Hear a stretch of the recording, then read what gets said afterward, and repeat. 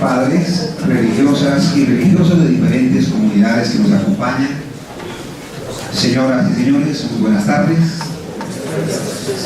La Universidad Santo Tomás, primer claustro universitario de Colombia, les da una cordial bienvenida al edificio El Aquinate y los acoge en el auditorio Acta de la Independencia para las lecciones inaugurales de la División de Filosofía y Teología y presentación del primer libro de la colección Estudiositas Teológica, Hermenéutica Analógica, Filosofía de la Religión y Teología Fundamental, del padre Mauricio Bechot Fuente, Orden de Predicadores.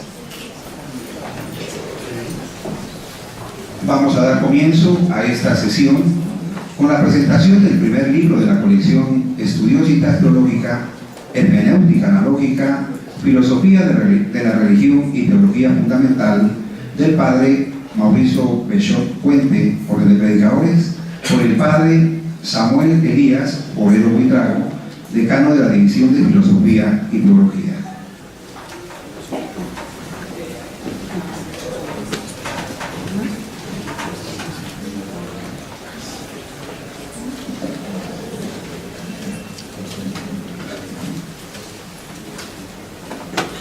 Muy apreciada comunidad académica de la División de Filosofía y de Teología, muy apreciados amigos, directivos y profesores de nuestro claustro universitario, sean bienvenidos a esta lección inauguralis. Hemos querido dar comienzo con la presentación del libro Hermenéutica Analógica, Filosofía de la Religión y Teología Fundamental, del padre Mauricio Bechot, y seguidamente vamos a dar inicio de la lección inauguralis.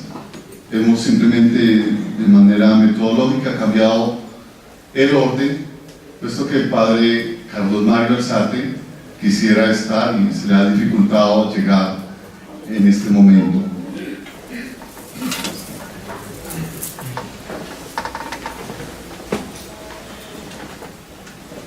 Para nosotros, en la División de Filosofía y Teología,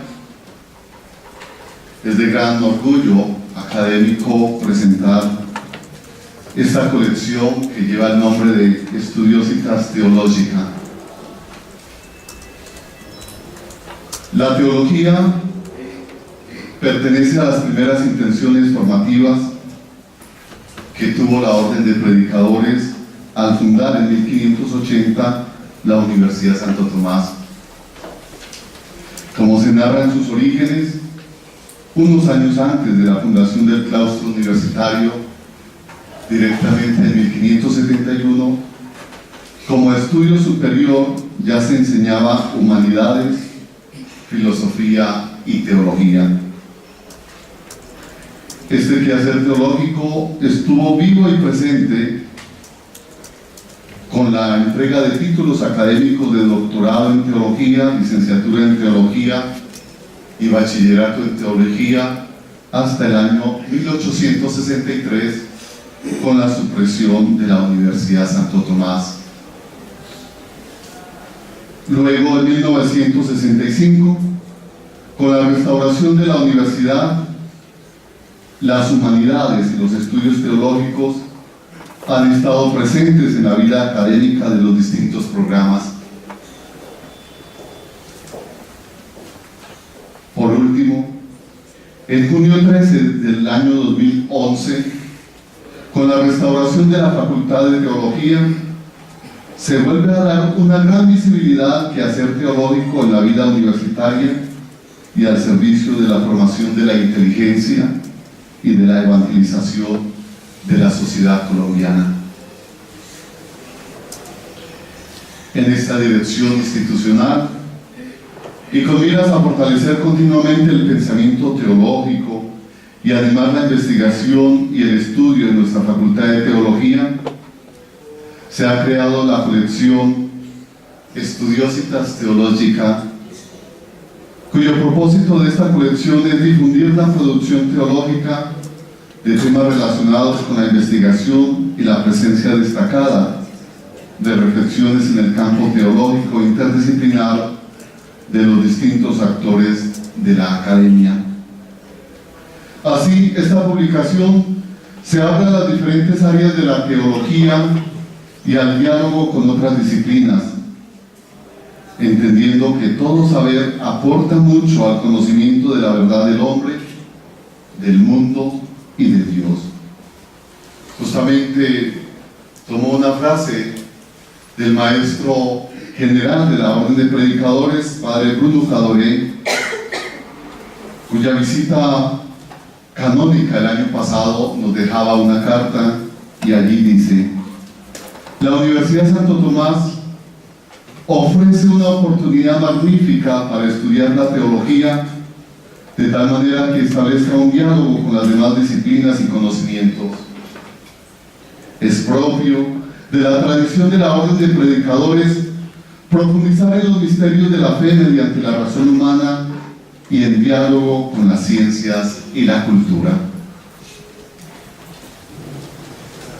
El nombre de Estudiositas responde a la virtud del trabajo intelectual que debe adquirir el estudiante en su formación académica, hecho que lo libera de la tentación de la curiositas o la curiosidad del saber que dispersa al estudiante de la labor académica y no le permite tomar en serio el estudio y la profundización.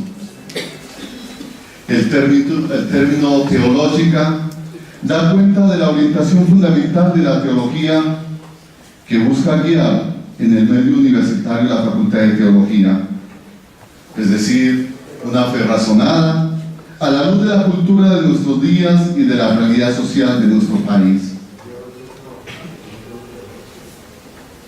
Encomendemos a Dios y a la Virgen del Rosario de Chiquinquirá la colección Estudiositas Teológica para que sea fundamento de vida en todos sus lectores y en todos aquellos que quieren socializar el conocimiento teológico interdisciplinar. Iniciamos la colección con un texto escrito por el Padre Mauricio Belchó Puente, a quien agradecemos inmensamente por estar presente en la colaboración y animación de la restauración de la Facultad de Teología de la Universidad Santo Tomás. Su trayectoria intelectual ha constituido siempre en hacer dialogar el pensamiento de Santo Tomás con autores modernos desde la temática de la hermenéutica analógica. Aquí encontramos justamente muy valiosa su reflexión para la presentación de este volumen, pues su pensamiento busca establecer los diálogos entre la filosofía de la religión y la teología fundamental. En este libro se cristaliza el interés por la utilización de una hermenéutica analógica en el campo de la filosofía y de la religión y de la teología. Concretamente, de lo que se ha llamado teología fundamental, que tiene mucha cercanía con la filosofía. En efecto, abarca lo que antes se consideraba campo de la apologética y de los fundamentos o bases de la teología en la razón, los preámbula fidei, como los llamaba Santo Tomás de Aquino. Coincide con lo que los filósofos analíticos llaman filosofía de la religión, la cual contiene los temas que antes se trataban en la teología natural o teodicea. Queridos amigos, querida comunidad académica, estoy muy seguro que allí encontraremos herramientas importantes y básicas para el estudio de la teología, las cuales nos serán útiles en el trabajo universitario, pastoral y educativo de la Orden, tanto en Colombia como en América Latina. Quiero dejarles con un video que el Padre Mauricio Belchó ha querido hacer la presentación de su libro y que allí expone directamente, de manera muy resumida, el contenido del libro y ustedes conocen muy bien la trayectoria del padre Mauricio Bechó, quien es profesor también de nuestra Facultad de Teología, de nuestra Decanatura de División, y que también ha dado muchos aportes intelectuales y académicos a la Facultad de Filosofía. Sean todos bienvenidos.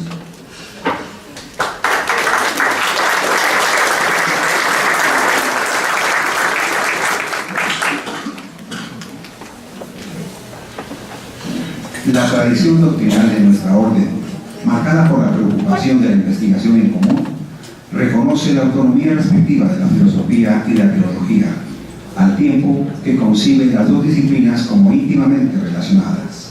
A este respecto, Santo Tomás se nos presenta con su perenne novedad, como maestro y modelo de nuestra vida de estudios.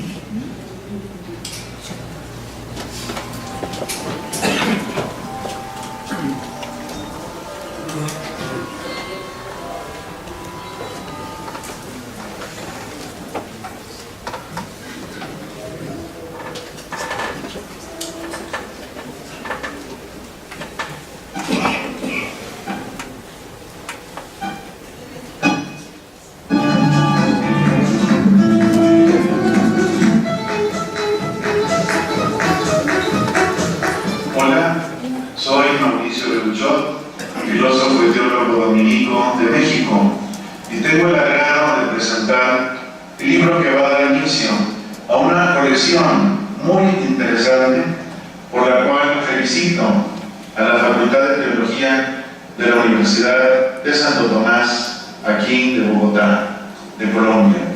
Es la colección Estudiositas Teológica. Recordamos que Santo Tomás contraponía la Curiositas y las Studiositas.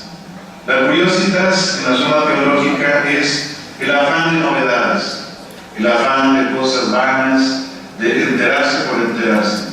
En cambio, las Studiositas es la virtud del intelectual, es la virtud que nos lleva a profundizar, no a divagar como la curiosidad, sino a profundizar y a encontrar cada vez más las raíces de la verdad. En este libro, que se titula Hermenéutica Analógica, Filosofía de la Religión y Teología Fundamental, trato de aplicar la hermenéutica, que es el instrumento conceptual más reciente de la filosofía, con la noción de analogía de Aristóteles y Santo Tomás, que tanto ha sido aplicada por la orden dominicana en la filosofía y en la teología. En la teología es sumamente importante, porque Santo Tomás construye todo su saber teológico a partir de ese discernimiento que es la analogía. La analogía nos hace pasar de las criaturas a Dios, nos hace comprender a Dios como alguien que es semejante a nosotros, porque nosotros somos semejantes a Él. De Jesucristo se dice que es el ícono o símbolo del Padre, porque es el que nos lo transmite, el que nos hace comprender un poquito, al menos, lo que es Dios. Paso después también en este libro a un teólogo fundamental, más bien místico, que fue el maestro Eckhart. Él también utilizó a su modo la noción de la analogía, una analogía que era más distinción para contraponer las criaturas al Creador. Él llegaba a decir que las criaturas de alguna manera no son, y Dios es el que sí es. Y por eso también hay una aplicación de la analogía más según San Alberto Magno que Santo Tomás. También tomo otros paradigmas de la orden dominicana, como Bartolomé de las Casas, como Schiller.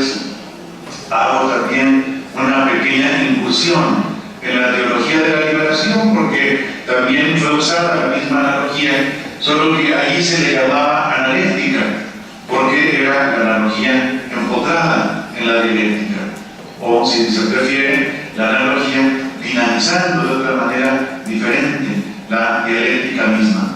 También la noción de símbolo, porque tanto para la teología como para la mística, para la teología espiritual, la noción de símbolo, que es sumamente analógica,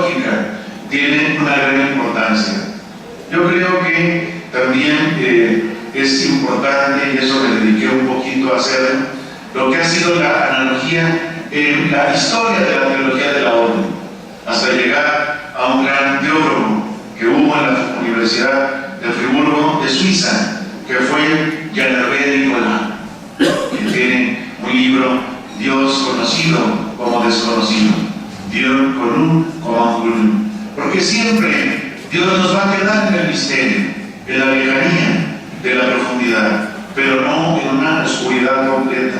Y es lo que Santo Tomás, San Alberto y Eckhart nos enseñan que se logra aplicando atinadamente la analogicidad. Por eso desemboco también en lo que sería una teología hermenéutica, una teología como la que pidió el gran teólogo nuestro Schilleres, pero también recordando lo que él decía, sin perder el contacto con la ontología. De acuerdo, no una teología sustancialista, pero sí una teología ontológica.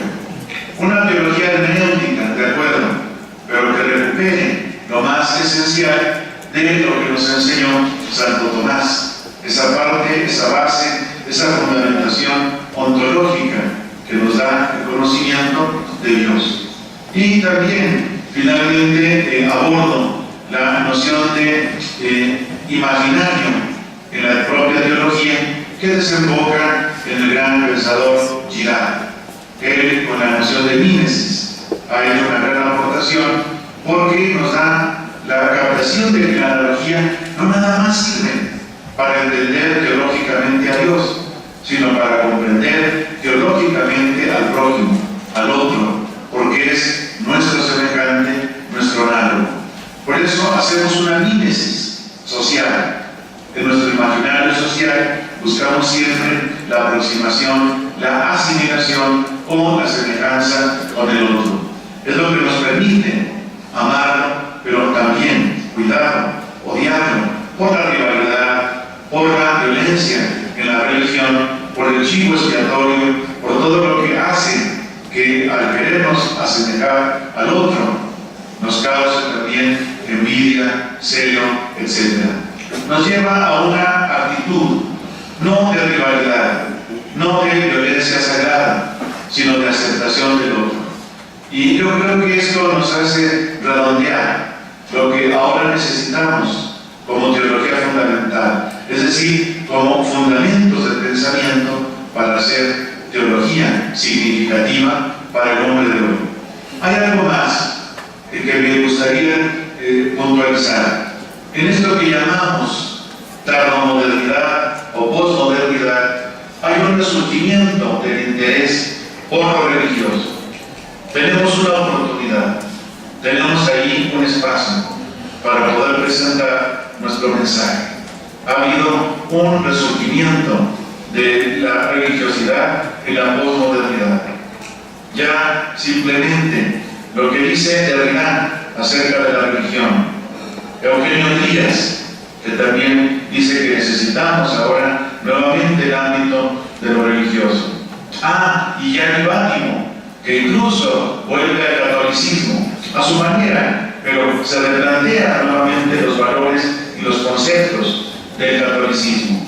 Y en diálogo con él, yo he encontrado, me ha ayudado a encontrar en la misma hermenéutica un instrumento poderoso para comprender al menos un poco el misterio de Dios. Por eso, una hermenéutica analógica aplicada a la filosofía de la religión y la teología fundamental, que yo creo que nos compete mucho en la orden dominical, porque tenemos ese gran tesoro que nos dejaron nuestros primeros maestros, como San Alberto, Santo Tomás y el maestro Eckhart, que es el concepto de analogía.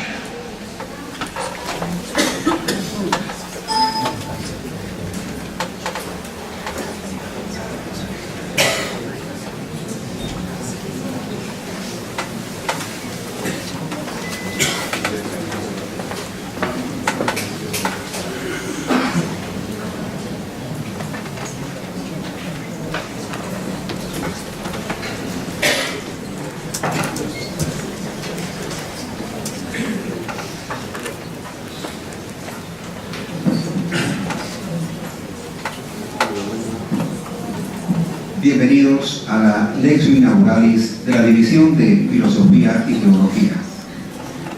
Me permito invitar a la mesa directiva al reverendo padre Samuel Elías Forero Buitrago, orden de predicadores, decano de la División de Filosofía y Teología.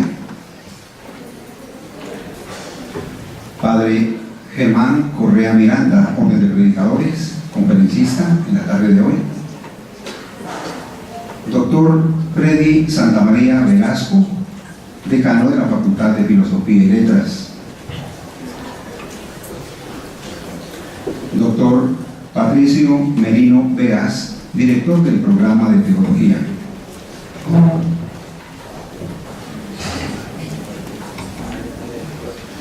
Agradecemos la presencia del Padre Hugo Martínez, decano de la Facultad de Teología de la Universidad de San Buenaventura.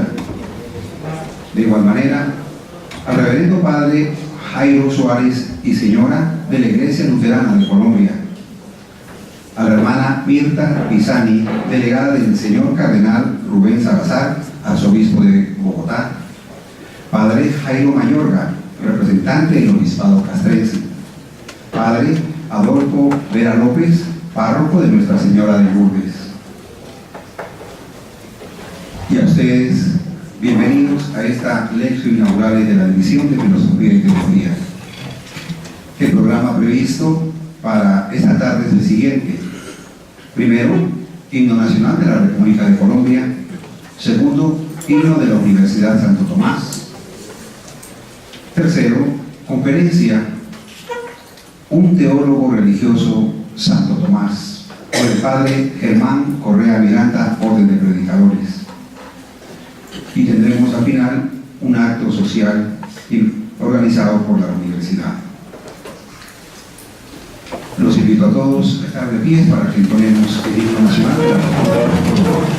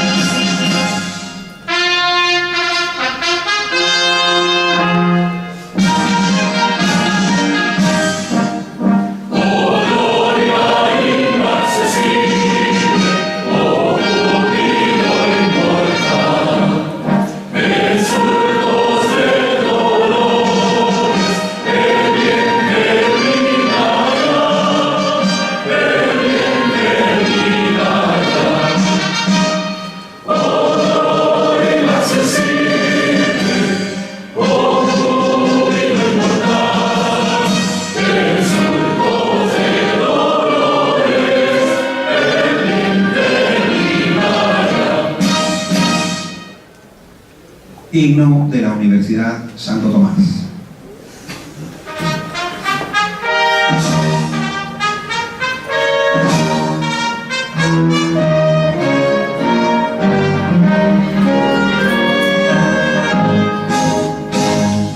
Claustro glorioso, tus hijos te aclaman, faro de ciencia, de fe y de verdad, son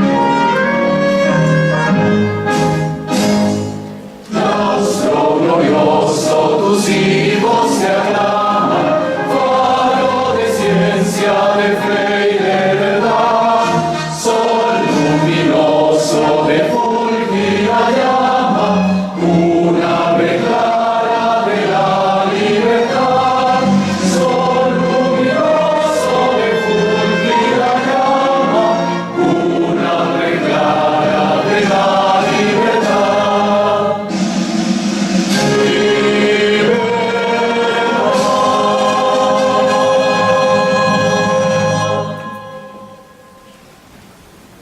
Tomamos asiento, por favor.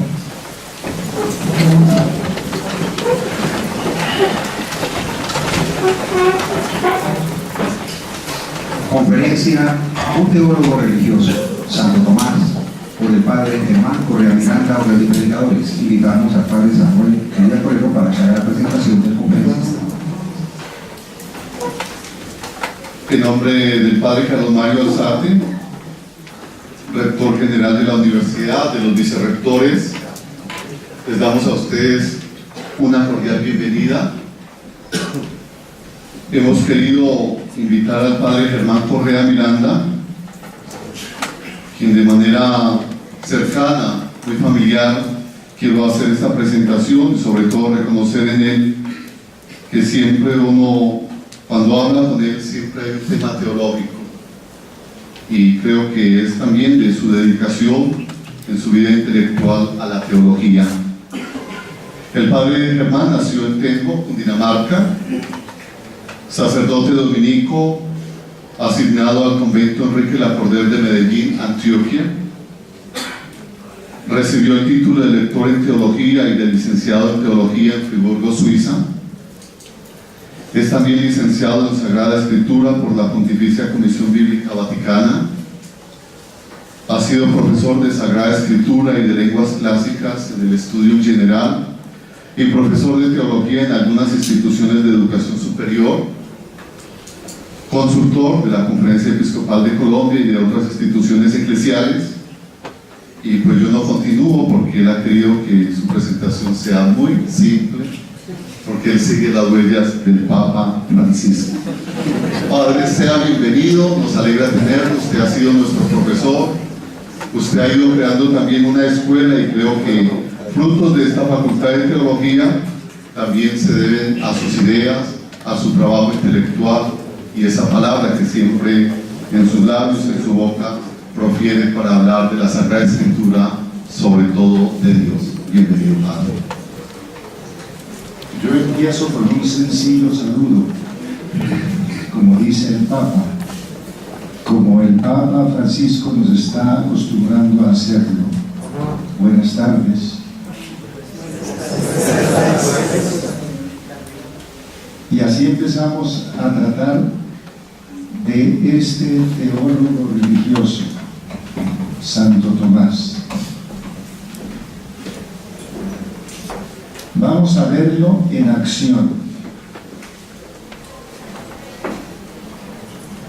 promoviendo y defendiendo la vida religiosa. Esta exposición tiene 3 partes. Tratemos de grabarnos esas 3 partes. Primera, el único amor que nos hace religiosos.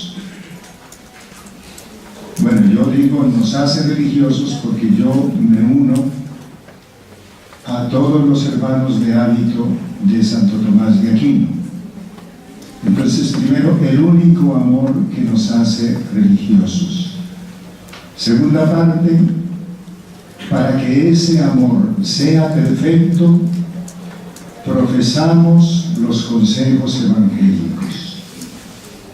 Para que ese amor sea perfecto, profesamos los consejos evangélicos.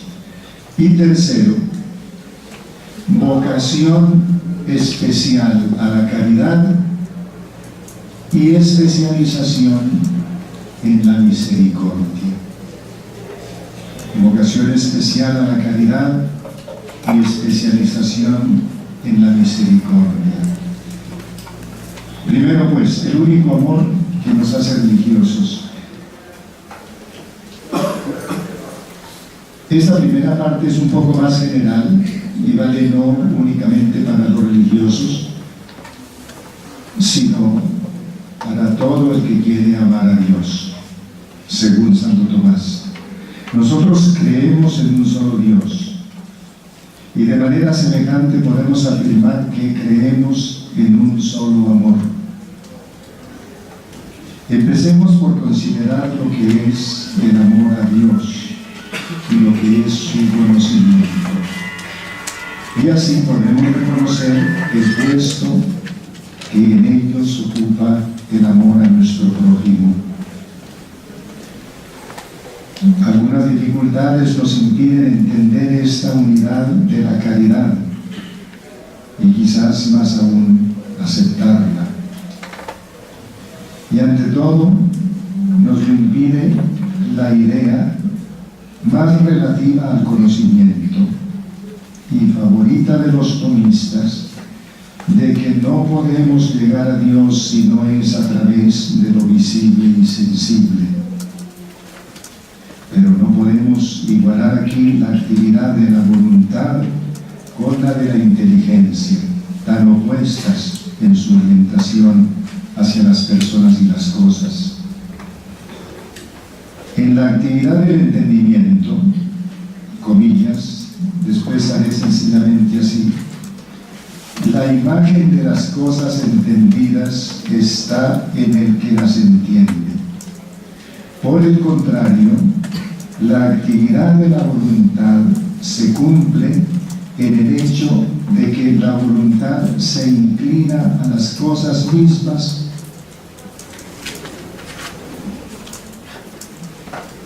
como son en sí.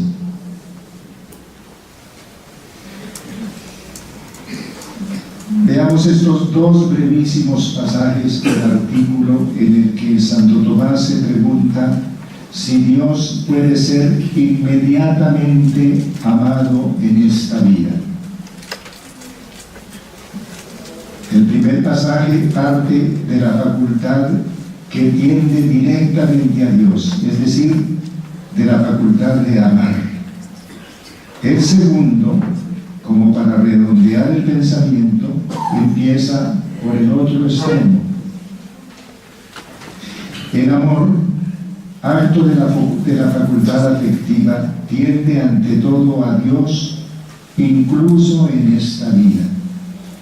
Y de allí se extiende a lo demás. Y en este sentido la caridad ama a Dios inmediatamente.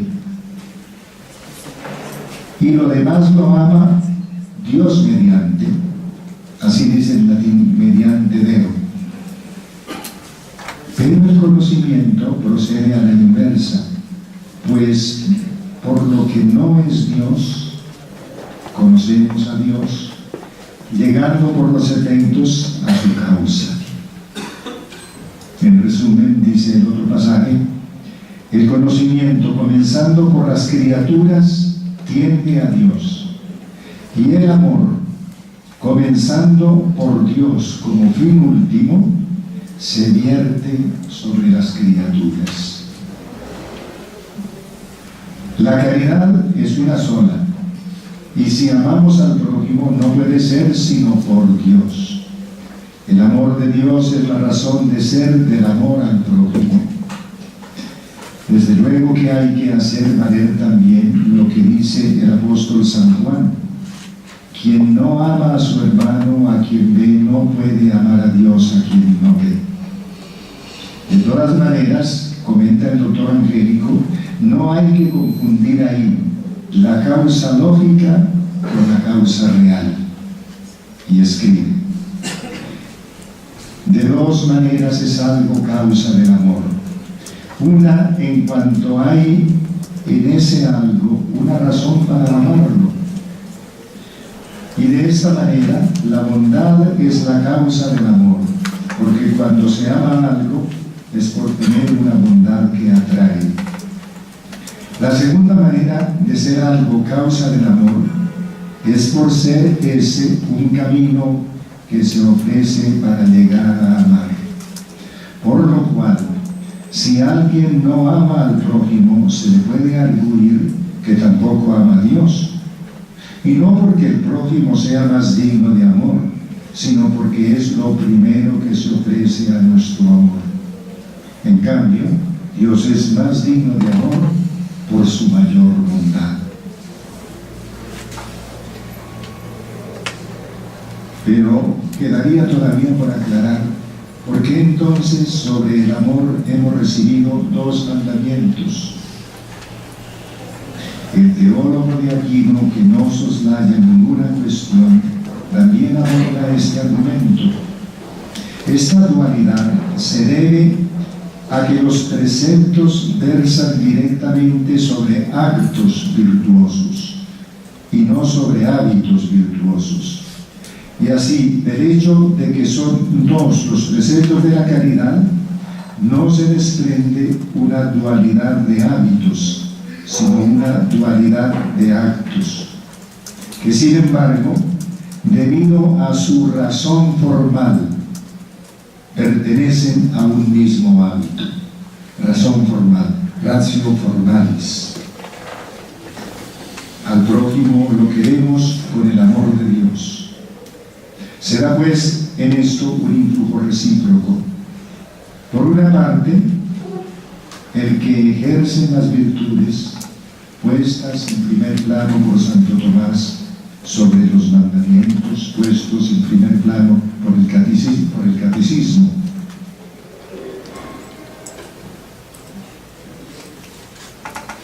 Ese mutuo influjo, el de las virtudes sobre los mandamientos, y por otra, el influjo que ejercen los mandamientos sobre las virtudes.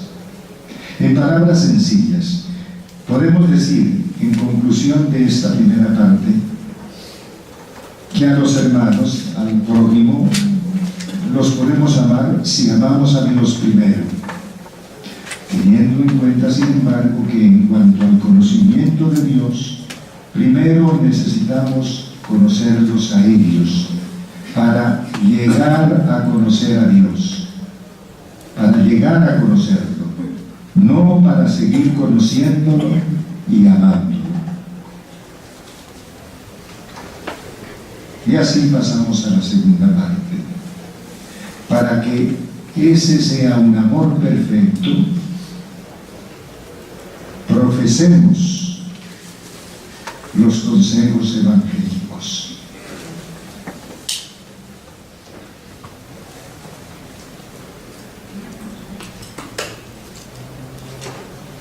Si nos servimos de este título para esta segunda parte, es para recalcar que seguimos los consejos evangélicos, es decir, la pobreza evangélica, la castidad consagrada, la obediencia hasta la muerte. Seguimos esos consejos evangélicos ante todo para poner más decididamente nuestros afectos en Cristo. Es incalculable la fuerza que procede, para decirlo con Santo Tomás, ex interiore affectione, que procede de la afección interior de un corazón bien dispuesto. La afección interior de un corazón bien dispuesto como fuente de todas nuestras energías. Bueno, ¿y por qué tratamos este punto de esa manera? Por la forma como llegó Santo Tomás a propugnar estas ideas. Santo Tomás debió responder, entre otros, al argumento que se esgrimía en ese entonces para debilitar la pretensión de los nuevos religiosos, que eran que los franciscanos, que los dominicos, aquellos del siglo XIII, la pretensión de los nuevos religiosos que por entonces irrumpían en las ciudades y se lanzaban a proponer, sin distinción de edades, la práctica de los consejos evangélicos. Esto, se decía, era olvidar que Dios nos ha dado primero los mandamientos y luego, más adelante, con Cristo, los consejos evangélicos. ¿Qué decir con Santo Tomás a este argumento que se esgrimía contra aquellos frailes? He aquí el principio que sentaba el angélico como base para justificar la pretensión de aquellos religiosos. Los preceptos se nos dan para que actuemos las virtudes, y esto con actos que pueden ser o internos o externos. Y tanto a estos como a aquellos los cobija el precepto de la ley de Dios. Por lo cual dice San Agustín que como los judíos no entendían por homicidio sino la supresión de una vida humana, aclaró nuestro Señor que pertenecía a ese mismo pecado de homicidio todo movimiento desordenado aceptado para perjudicar a un hermano. Queda así claro que también los actos internos de las virtudes caen bajo precepto. Y sigue diciendo, así pues, los consejos se ordenan a los preceptos, tanto a los que versan sobre actos internos como a los que versan sobre actos externos, aunque de modo diverso. Pues a los actos virtuosos internos se ordenan los consejos como a su propio fin, ya que todos los actos internos de las virtudes morales están en función de la pureza de corazón, de modo que éste se vea libre de pasiones desordenadas y de codiciar cosas exteriores. Y ulteriormente todas las virtudes, tanto morales como teologales, se ordenan al amor de Dios y del prójimo. Así que a esos dos fines, es decir, al amor de Dios y del prójimo y a la pureza de corazón, se ordenan todos los consejos evangélicos, actos internos. Por el contrario, en la medida en que los mandamientos versan sobre actos virtuosos externos, como decir no matar, no robar, etc., los consejos no se ordenan a estos actos como a su fin, pues nadie guarda la virginidad con el fin de no cometer adulterio, y nadie renuncia a sus posesiones con el fin de no robar. Las obras externas aconsejadas en el Evangelio, renunciar a todas las posesiones, son efectivamente superiores a las obras exteriores preceptuadas por la ley, no robarle al prójimo. Se ordenan, sin embargo, a estas últimas, a las exteriores, en cuanto llegan a cumplirlas con mayor seguridad y firmeza, pues aquel que renuncia a lo suyo propio se abstendrá mucho más de apoderarse de lo ajeno. Cierra comillas. El influjo que los consejos evangélicos ejercen sobre los actos virtuosos internos, termina diciéndolo Santo Tomás, ese influjo es el causante del influjo que ejerce sobre los actos externos. Pues si los consejos se ordenan a que cumplamos con mayor seguridad y firmeza los actos virtuosos externos, es debido a que la firme observancia de estos actos externos proviene de la afección interior, ex interiori affectione, de la afección interior de un corazón bien dispuesto. De manera que estos consejos evangélicos no nos dejan contentarnos con la obediencia externa a la letra. Y Cristo da esos consejos a cada persona en particular, apelando ante todo al corazón para enderezar sus afectos y movilizar sus energías interiores. Pero con ellos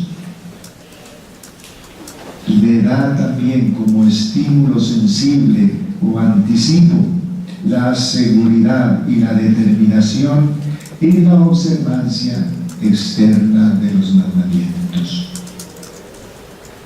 O como por añadidura, podríamos decir. La vida vivida según los consejos evangélicos aparecía así intrínsecamente vinculada a la observancia de los mandamientos, pero sin que esta observancia resultara necesariamente descalificada ante el nuevo género de vida adoptado por los nuevos religiosos. Por eso hay diversidad de vocaciones. La opción por los consejos evangélicos permite captar mejor el espíritu de los mandamientos y proponer el ideal de la caridad perfecta a las jóvenes generaciones que allá en el ocaso del feudalismo se incorporaban a la naciente vida ciudadana. Era un ideal que se afianzaba en la medida en que la Iglesia, ante los retos de aquella sociedad, se acercaba a los nuevos necesitados de su ayuda.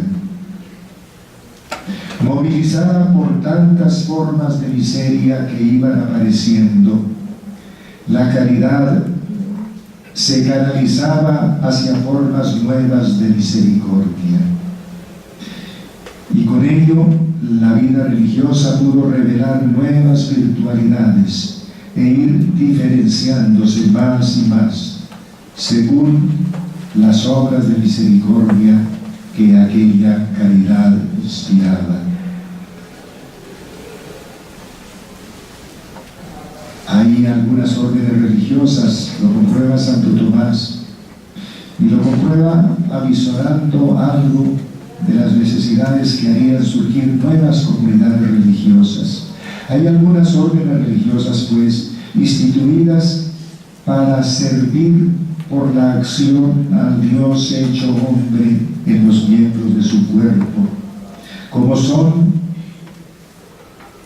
las de quienes se dedican al servicio tomando a su cargo a los enfermos, o redimiendo a los cautivos, y a ejercitar otras obras de misericordia. Y no hay ninguna obra de misericordia para la cual no pueda instituirse una orden religiosa, así no haya sido aún instituida. Y pasaba a poner un caso algo novedoso con el que estaba él personalmente perfectamente familiarizado. Caso novedoso, pero que seguía siendo objeto de suspicacia en algunos sectores de la Iglesia. Enseñar es una obra de misericordia, por lo cual se enumera entre las limosnas espirituales. Así que puede instituirse una orden especialmente para enseñar. Justamente un capítulo general de nuestra orden ha vuelto en nuestro siglo sobre esta obra de misericordia, encareciéndola como la misericordia de la verdad, misericordia veritatis. Pero aquella misericordia no se acreditaba simplemente por la variedad y eficacia de sus obras, sino por la raíz de donde procedía. Porque la misericordia es un efecto interno de la caridad y también proviene de la afección interior, ex interiori affectione, de un corazón bien dispuesto, que es en definitiva de donde proviene todo cuanto el amor puede lograr. En esto que sigue, vamos a reconocer, o podremos reconocer, una faceta más de aquel gran principio pregonado y defendido por el apóstol San Pablo sobre el papel de la fe en nuestra salvación. Lo que nos hace gratos a Dios no son las obras que hagamos, sino únicamente la fe que Él nos inspira y comunica. De manera que aquí Santo Tomás nos ayuda a entender un punto central de la enseñanza de San Pablo. Ahora el santo pasa a analizar la virtud de la misericordia y las diversas obras que ella suscita. En esta diferencia se basan la diferencia de las comunidades religiosas, diferentes obras que la misericordia suscita. Pero en el fondo, preguntémonos, ¿cuál es la razón formal que distingue esta virtud de la misericordia? La ratio formalis. ¿Cuál es, dice Tomás, la ratio miserendi que mueve a los misericordiosos? Santo Tomás abordaba así cada cuestión. ¿Cuál es aquí entonces la razón exacta que tienen los misericordiosos para actuar así? Los mueve la caridad, aquel gran principio de cohesión entre las personas que el apóstol Pablo ve cifrado en alegrarse con los que están alegres y en llorar con los que lloran. Porque la caridad que goza con la verdad no va a alegrarse de la injusticia. En el apóstol se inspira el doctor Angélico para analizar la razón primordial por la cual los religiosos lo abandonan todo para seguir a Cristo y servirlo en los necesitados. Esta razón es el estar afectivamente unidos con Él y con los más débiles de sus hermanos. Abre comillas. El hecho de que alguien se compadezca se debe a que se duele de las miserias ajenas, y como la tristeza o dolor se siente, como la tristeza o dolor la siente uno por los males propios, en tanto se entristece y duele a alguien de las miserias ajenas en cuanto las considera como suyas propias. Y esto puede suceder por dos motivos. No vamos a ver sino el primero. El primero es la unión afectiva creada por el amor. Porque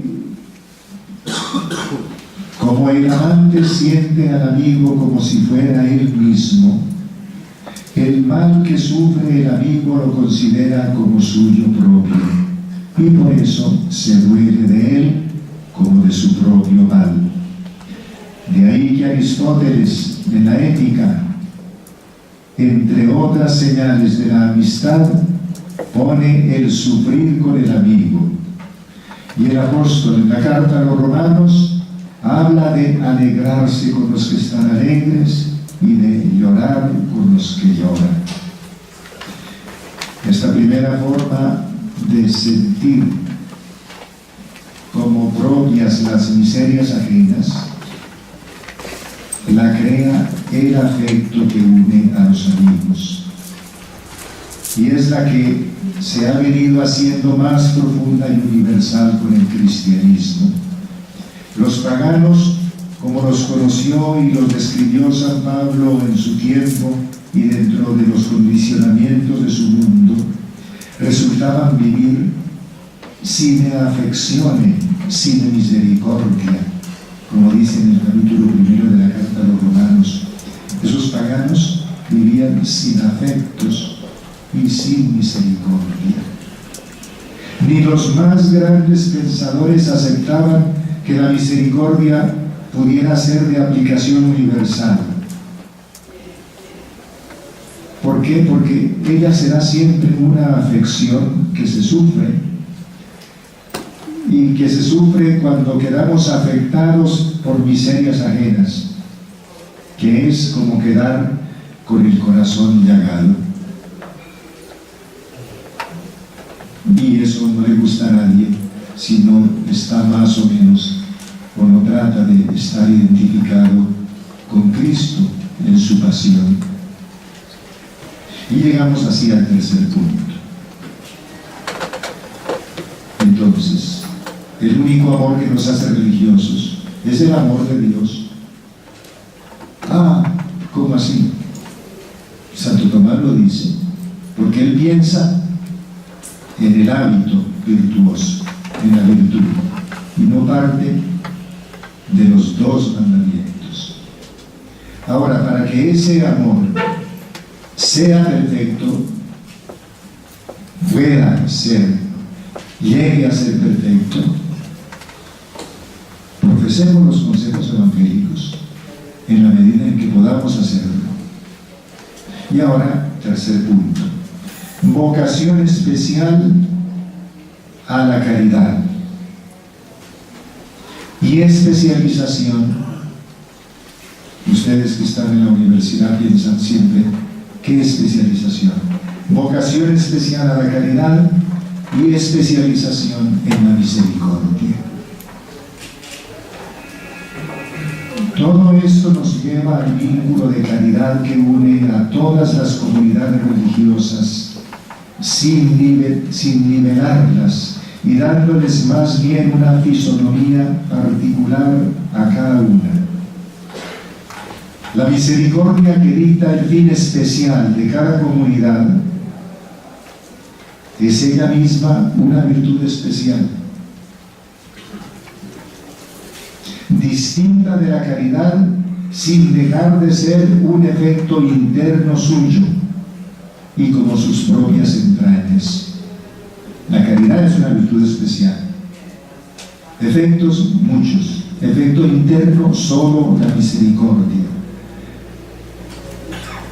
Inherente, intrínseca a la caridad, como sus propias entrañas, pero virtud distinta, por aquello de la razón formal que mueve a los misericordiosos.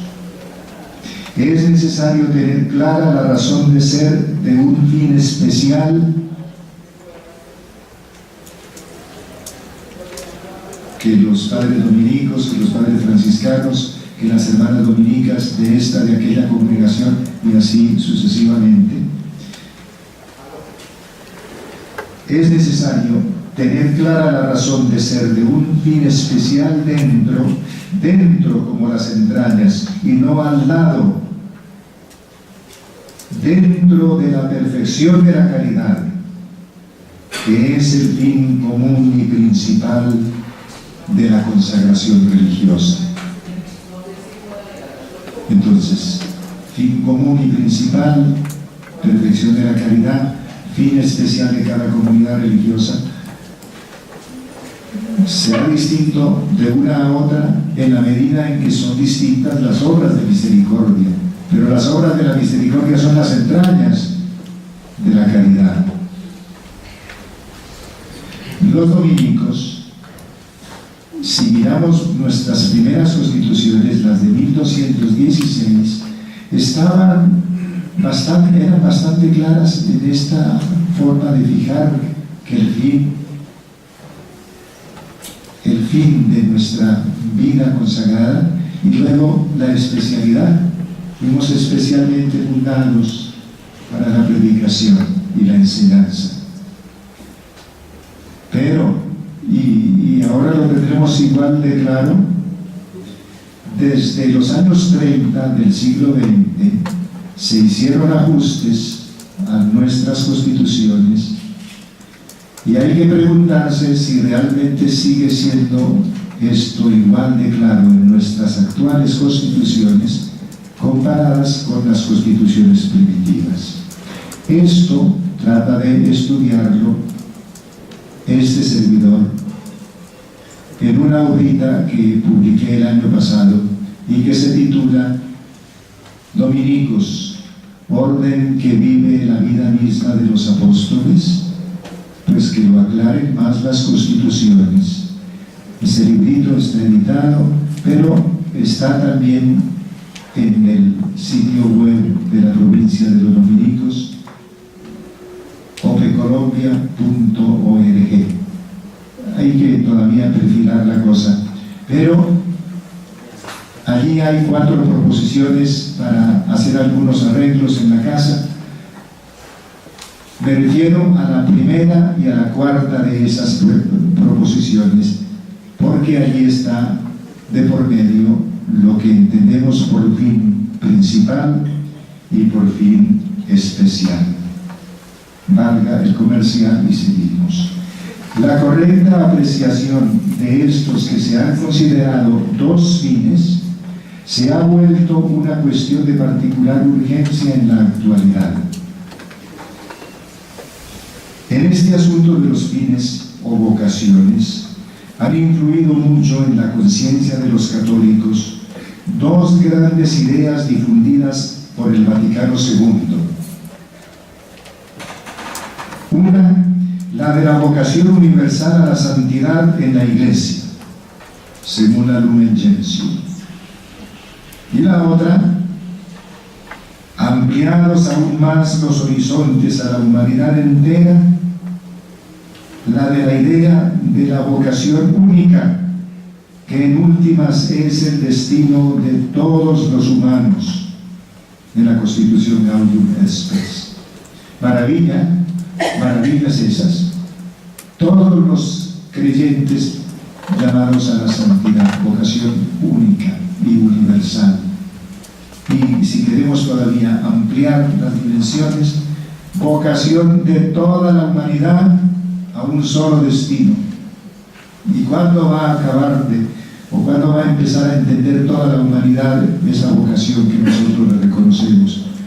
¿Y cuándo van a acabar los creyentes, los millones de católicos y más aún de cristianos, de enterarse de que todos estamos llamados a una sola vocación, la vocación a la santidad?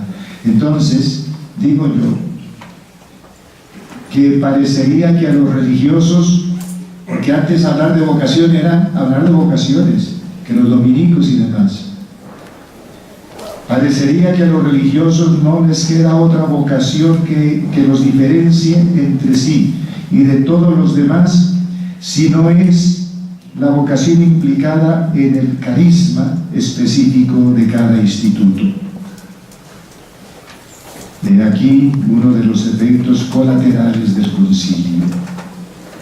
Una vocación tan general y difusa, de que no hay señales claras ni siquiera dentro del conjunto de los bautizados, ni parece escuchada y seguida de una respuesta proporcional al llamamiento divino, no es estímulo suficiente para abrazar una vida de renuncias.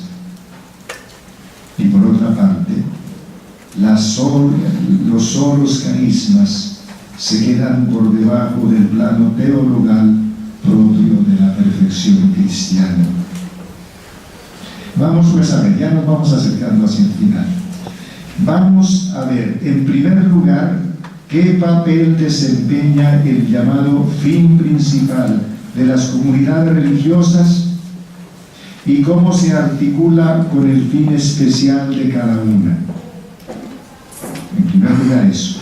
Y luego, cómo este fin especial, para no deformarse, debe renacer una y otra vez de las entrañas de la misericordia.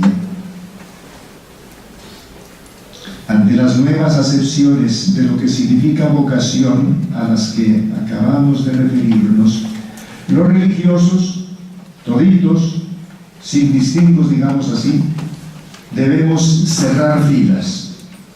Y los discípulos de Santo Tomás podemos contribuir a ello recuperando la perspectiva que implican sus ideas sobre los religiosos. Primer punto, el fin principal. Por buscar la caridad perfecta obedecemos nosotros nuestras leyes y concretamente fraternamente los hijos de Santo Domingo de Guzmán, aceptamos todo el cúmulo de actividades exigidas por la predicación y la enseñanza. Todo lo cual, pero muy especialmente la caridad, nos promete en medio de muchas penas grandes satisfacciones. Tengamos en cuenta que lo que nos mueve a proponernos algo es siempre el fin. Fin que en el caso de cualquier comunidad religiosa es un fin especial, pero también un fin común. Y esto último, que el fin especial es también un fin común, gracias al don divino de la caridad. Así es como llegamos a gozar de aquel don divino de la caridad. Gozar de ese don divino, gozando al mismo tiempo del fruto de nuestro trabajo como profesores o misioneros, etc. Cerrar filas los religiosos, decimos, porque aquellos dos fines que tras la fachada de las instituciones propias estructuran una comunidad religiosa no andan separados, como los pintan en los libros. La búsqueda del fin especial no va en dirección distinta de la del fin principal y común. Pensar que este fin común desdibujara los rasgos específicos de cada instituto religioso equivaldría a pensar que la caridad llega a devorar toda otra virtud distinta de ella, y no es así. Tal vez se pueda creer que en ciertos casos la búsqueda del bien común lleva a descuidar el bien de cada uno en particular. En la política, en los sistemas. Pero Santo Tomás nos aclara que el objeto propio de la caridad no es simplemente el bien común, no, su objeto es el sumo bien.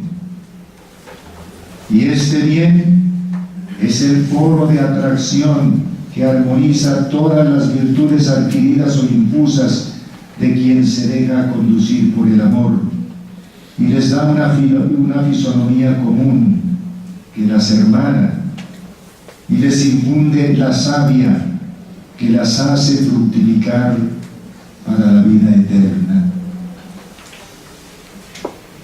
Ya vimos que en nuestra orden la predicación y la enseñanza se han asumido desde el principio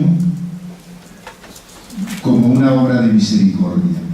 Lo leímos en Santo Tomás. Como ya lo hacían otras comunidades religiosas con el fin especial que se proponía cada una. Y por tanto,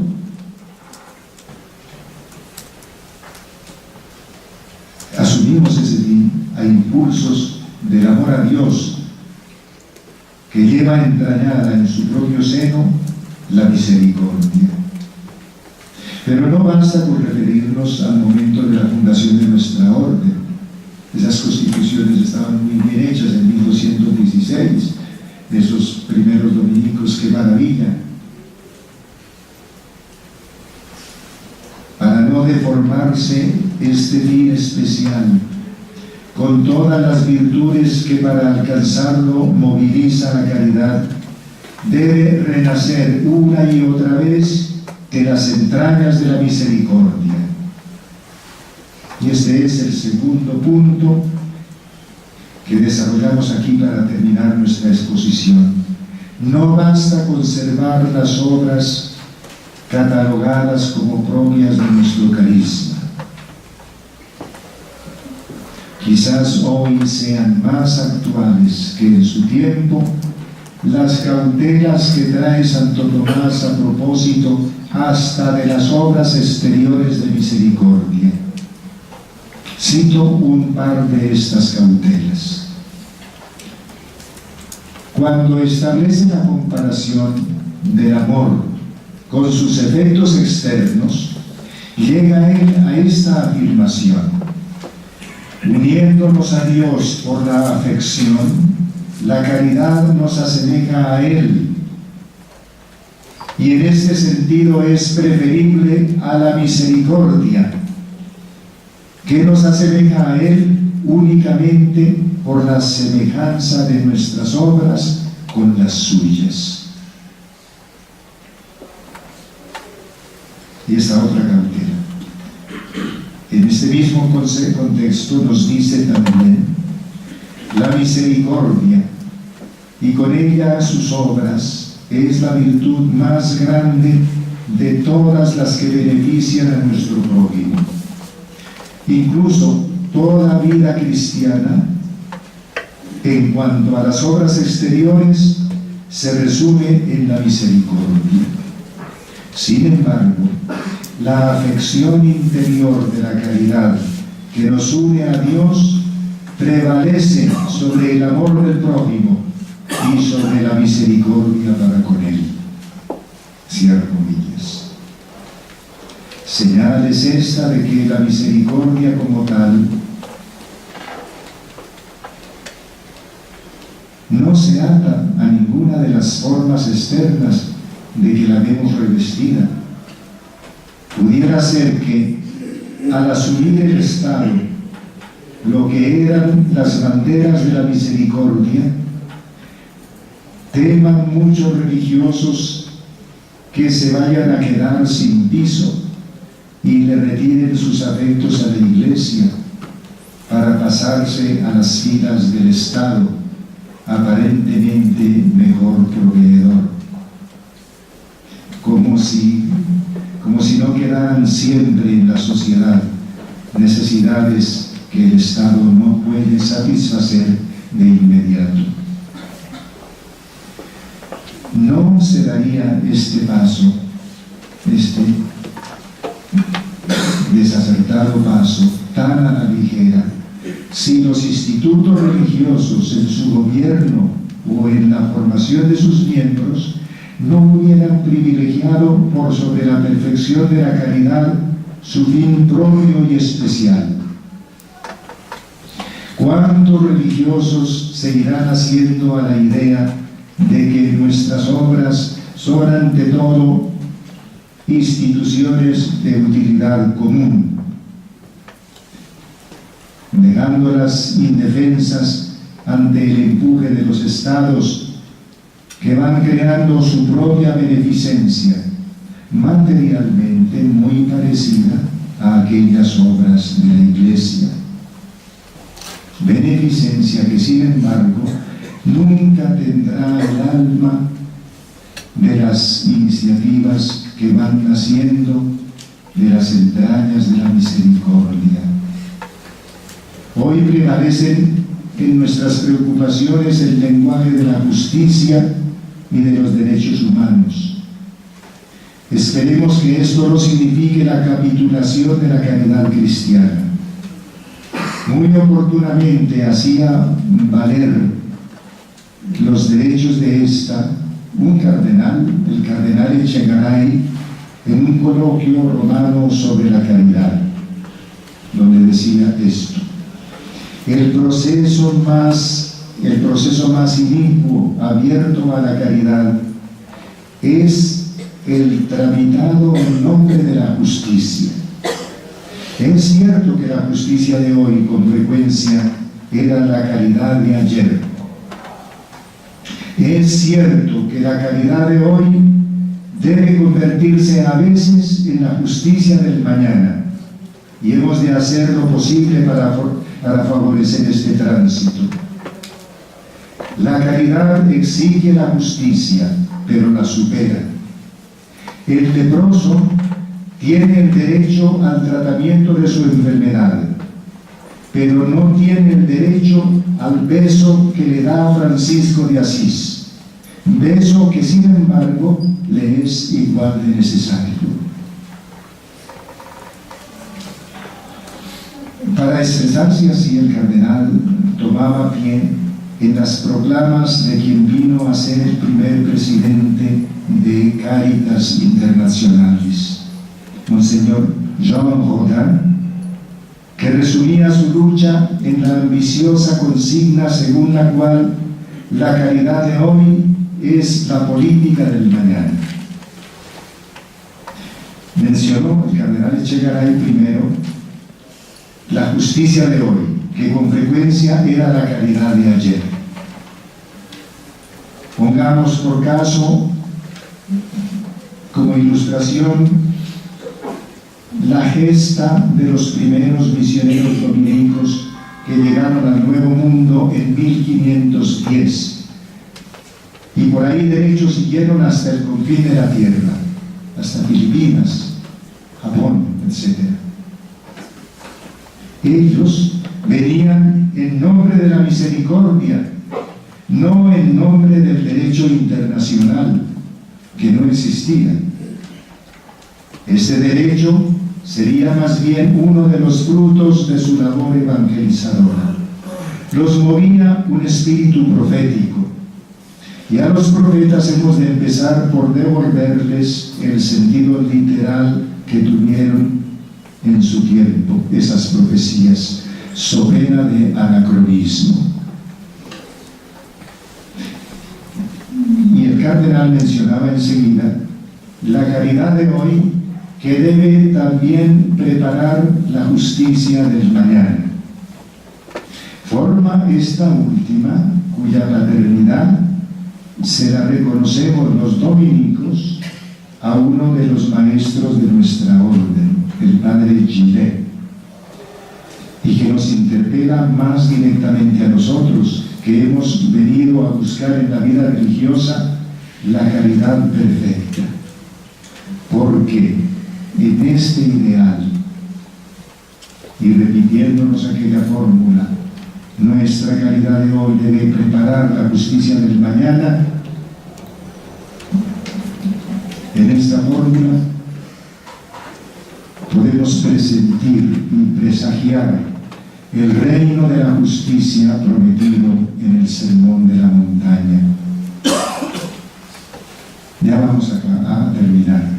Con las lecciones aprendidas de tantas misiones cumplidas a lo largo de la historia, no podremos proponernos hacer otro tanto y preparar ahora la justicia del mañana, volviendo los ojos a las nuevas fronteras, a las periferias de hoy, donde la vida clama. Y termino con tres figuras ejemplares. Nuevas periferias. A ir a ellas nos invita el Papa Francisco. A llevar allá la luz del Evangelio nos llama a la Madre Laura, aquella maestra que dejó la enseñanza y la dirección de colegios y escuelas por ir a atender una tribu de la que se seguía dudando si estaba compuesta por legítimos colombianos. Y la tercera y última, a los gentiles se volvió el apóstol Pablo al comprobar que ellos eran los más necesitados de la misericordia. Así pues, hagamos nosotros algo así, otro tanto.